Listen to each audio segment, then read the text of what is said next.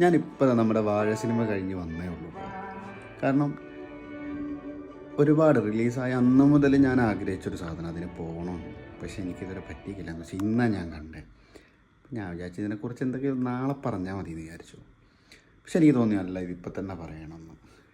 എന്താ പറയുക, ഈ ഭയങ്കരമായിട്ട് കണക്റ്റ് ആയതും അതുപോലെ തന്നെ ഭയങ്കരമായിട്ട് എൻജോയ് ചെയ്ത് കണ്ട സിനിമ കേട്ടോ ഇത്. അത് എൻ്റെ കൂടെ വന്നവർക്കും അങ്ങനെ തന്നെ, ആർക്കും ഒന്നും പറയാനില്ലാതെ. അതായത് ഫസ്റ്റ് ഹാഫോ സെക്കൻഡ് ഹാഫോ ഏത് ബേസാണെന്നുണ്ടെങ്കിലും. പിന്നെ ഹാഷിർ, എൻ്റെ മോനെ ഒരു രക്ഷയുമില്ല സത്യമായിട്ടും.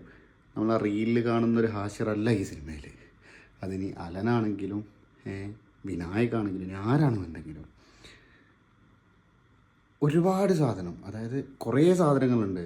നമ്മൾ ആ ഒരു ഏജിൽ +2 കഴിഞ്ഞ് ഗൾഫിൽ പോകുന്ന സീനാണെന്നുണ്ടെങ്കിലും, ഇപ്പോൾ ഇവിടെ പ്രവാസ ജീവിതത്തിലൊക്കെ വന്ന് നിൽക്കുമ്പോൾ നമുക്ക് വീട്ടിലെന്തെങ്കിലും സംഭവിച്ചാലുള്ള കേസുകളും ഇതെല്ലാം കണക്റ്റ് ആവുന്ന ഒരു സാധനം.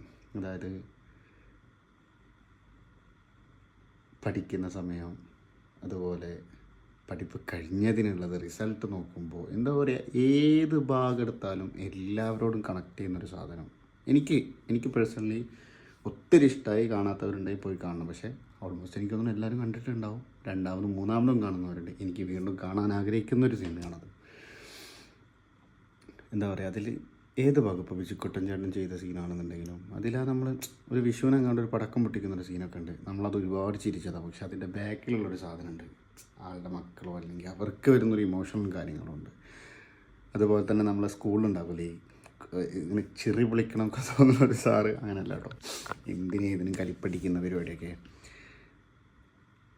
ഓക്കെ, ഈ പേഴ്സണലി സത്യമായിട്ട് എനിക്ക് നല്ല ഇഷ്ടമായെന്ന് വെച്ച് കഴിഞ്ഞാൽ എങ്ങനെ പറയേണ്ടതെന്നൊന്നും എനിക്കറിയത്തില്ല.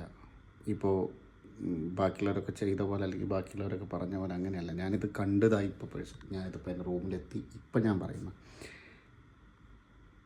നല്ല പടം, അടിപൊളി പടം.